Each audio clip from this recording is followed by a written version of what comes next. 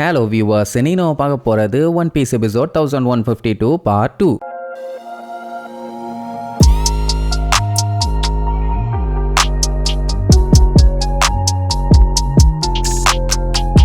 Open பண்ணா போன பாட்டுல நம்ம லிலித் அட்லஸ ஒரே அடி அடிச்சு அப்படியே மயங்க வச்சால. அங்க இருக்கவங்க எல்லாம் பதறி போய் என்னாச்சு, ஏன் இப்படி பண்ண, ஏதாச்சும் பிரச்சனையான்னு சொல்லி பதறுவாங்க. அட்லஸ் அதை பத்தி எல்லாம் கண்டுக்காம அவளோட தலையை அப்படியே லைட்டா ஒரு திருகிட்டு அப்படியே திருப்பி வச்சிருவா. அதுக்கப்புறம் அவளை நல்லபடியா பாத்துங்கம்பா. என்ன மேட்டர்னு பார்த்தா வேகா பங்குங்க உயிரோட இருக்காங்க அப்படின்னு தெரியறதுக்கு காரணமே அவங்க வேகா பங்கோட அந்த மெமரியை ஆக்சஸ் பண்றதுனால. சோ அந்த கனெக்ஷனை தான் இப்ப அவ கட் பண்ணி விட்டுருக்கா. அதுக்கப்புறம் என்ன பண்ண போறான்னு கேட்டா, உங்களுக்கு வழியில வர அப்டக்கிள்ஸ் எல்லாத்தையுமே நான் பாத்துக்கிறேன், நீங்க சேஃப்டியா எஸ்கேப் ஆயிருங்கம்பா. என்ன இவளும் கடைசியில தியாகம் பண்ண போறாளான்னு எல்லாருமே கொஞ்சம் கவலைப்படுவாங்க. இங்க யோர்க்குக்கு சந்தோஷம் தாங்க முடியல. ஏன்னா இப்ப லிலித்தோட ஆக்சஸும் கட் ஆயிருச்சுல்ல. இனி பெண்டிங் இருக்கிறது அட்லஸ் மட்டும் தான். அவளை காலி பண்ணிட்டா வேலை முடிஞ்சது இல்ல. இந்த விஷயத்தை எல்எஸ் கிட்ட சொல்லிட்டு இருப்பா. சரின்ட்டு இங்க அட்லஸ் கிட்ட இவங்க பேச ட்ரை பண்ணுவாங்க. ஆனா அவ எதையுமே கண்டுக்காம நேரா அந்த குதிரை எல்டர் இருக்கான்ல அவனை அட்டாக் பண்றதுக்காக வேகமா போவாளா. உடனே நம்ம ஆளுகளும் இனிமேட்டு பேசிட்டு இருக்கலாம் டைம் இல்ல, சீக்கிரமா வேலையை பார்க்கணும்னு எல்லாம் அவங்க பொசிஷன்ல போய் நின்னுக்குவாங்க.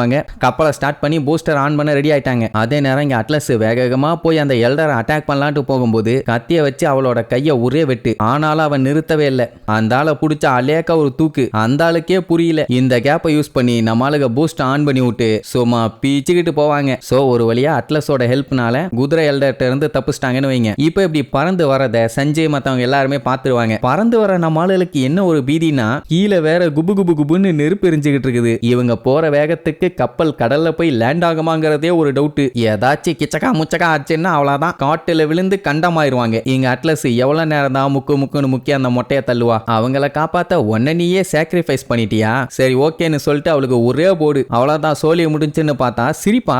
என்ன இவ சிரிக்கிறான்னு அந்த எல்டர் லைட்டா ஷாக் ஆவான். எல்டரை பார்த்து, நான் வீட்டுல இருக்கிறதே தண்டமா தான், ஆனாலும் என்னால முடிஞ்ச உதவியை நான் பண்ணிட்டேன்னு சொல்லி அப்படியே அந்த இடத்துல பிளாஸ்ட் ஆவா. பயங்கரமான பிளாஸ்டா இருக்கும். இதை யாருமே எதிர்பார்க்கல. இப்ப என்னாச்சுன்னா, அவ பிளாஸ்ட் பண்ணதுல அவ்வளவு நேரம் ஸ்லோவா பறந்து போயிட்டு இருந்த கப்பல் இங்க தீவிலேயே விழுந்து கப்பல் டேமேஜ் ஆகுமா, கடலை போய் ரீச் ஆகுமான்னு பயத்துல இருந்தாங்க. ஆனா அந்த வெடிச்ச ஃபோர்ஸ்ல கப்பல் இன்னும் கொஞ்சம் முன்னாடி மூவ் பண்ணிரும். சோ இப்ப கன்ஃபார்மா முடிவே பண்ணிட்டாங்க, கப்பல் கடலை ரீச் ஆயிரும்னு. ஆனா எல்லாத்துக்குமே கவலையா இருக்கும், அட்லஸ் இப்படி செத்துட்டாலேன்னு. அதே நேரம் யோர்க் அங்க என்ஜாய் பண்ணிட்டு இருப்பான். அப்பாட, கடைசியா இருந்த அட்லஸும் காலி. இப்ப நான் தான் இந்த உலகத்துல இருக்க ஒரே ஒரு புத்திசாலியான வேகா பங்கு, என்ன மிஞ்ச எவனா இருக்கான்னு சொல்லிட்டு ஓவரா ஆட்டம் போட்டுக்கிட்டு இருப்பான். பட் அட்லஸ் அப்படி வெடிச்சதுனால குதிரை எல்டருக்கு ஒன்றும் பெருசா பாதிப்பு இல்லைன்னு வைங்க. ஆனா இப்ப அது முக்கியம் இல்லையே, வேகா பங்கோட ஸ்பீச்னு போய்கிட்டே தானே இருக்குது. அதான் அவனுக்கு இன்னும் கடுப்பாகுது. அந்த அயன் ஜெயின் ரோபோட் இருக்கிற வரைக்கும் அவரோட பேச்சை யாராலையும் ஸ்டாப் பண்ண முடியாது. அதே மாதிரி தான் அவர் கண்டினியூ பண்ணி பேசிக்கிட்டே இருக்காரு. 25 வருஷத்துக்கு முன்னாடி கோல்டி ரோஜர் இந்த உலகத்தை சுத்தி வர்ற பயணத்தை கம்ப்ளீட் பண்ணாரு. அவருக்கு கண்டிப்பா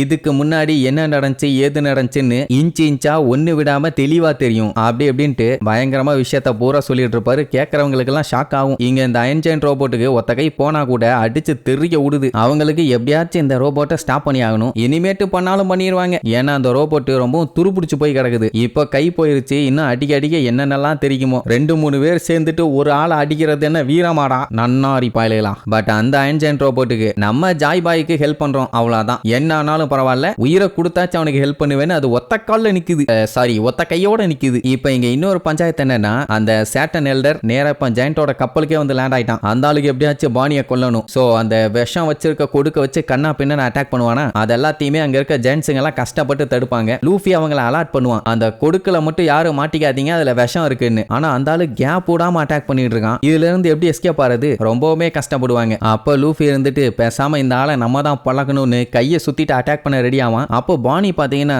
சேட்டன் அப்படின்னு கத்துவான். என்னடான்னு பார்த்தா இப்ப அவ வெறியாயிட்டான். உன்னை பொல்லக்காம விட மாட்டேன்னு பயங்கரமா டயலாக் எல்லாம் அடிச்சுட்டு அப்படியே அவளோட பவரை வெளியில கொண்டு வருவா. இத பார்த்த சாட்டன் அம்மா கூண்டு இருந்துகிட்டு என்கிட்டயே சண்டைக்கு வர்றியா, இப்பவே உன் கதையை முடிச்சிடறேன்னு அட்டாக் பண்ண போவானா. இங்க லூஃபிக்கு ஹாப்பி, ஏன்னா அவ இறங்கி சண்டை போடணும்னு தான் இவனுக்கு ஆசை. முடியலன்னு கஷ்டப்பட்டு இருந்தா. ஆனா இப்ப அவளே களத்துல இறங்கிட்டால, அவளும் இப்ப மறுபடியும் நிக்காமறியே மாதிரி நான் சண்டைக்கு ரெடிடாம்பா. வேற லெவல் மாசா இருக்கும். பைய கையில கைத்தட்டி சிரிக்க மாட்டான், கால்ல கைத்தட்டி சிரிச்சுக்கிட்டு இருப்பான். வேகா பங்கோட கணிப்பு படி கண்டிப்பா ஒரு நாள் இல்ல ஒரு நாள் கடலுக்குள்ள மறைஞ்ச அந்த வரலாறு கண்டிப்பா வெளியில வரும். அந்த டைம் அழிவுக்கு தள்ள அந்த வெப்பன் இன்னுமே நம்ம காலகட்டத்திலயும் இருக்குது. திருப்பி அந்த மாதிரி நடக்கிறதுக்கு நிறைய வாய்ப்பு இருக்குது. ஏன்னா அது வரலாறோட எஃபெக்ட். அப்படி இப்படின்ட்டு சொல்லும் போது நம்ம கோல்டி ரோஜரோட டீம் எல்லாம் இருப்பாங்களே, அதான் முன்னாடி இருந்தாங்களே, அவங்க எல்லாத்தையுமே ஒருத்தரையா காட்டுவாங்க. ஃபியூச்சர்ல ஏதோ ஒரு பெரிய சம்பவம் இருக்குது, ஆனா என்னன்னு தான் தெரியல. சரி, இங்க நம்ம ஆளுங்க 2 பேரும் ஏர்லயே ஜாக்கிங் போய் சேட்டனை அட்டாக் பண்ண போவாங்க. அந்த ஆளு கண்ணா பின்னா அட்டாக் பண்ணுவான், ஆனா தொட முடியல.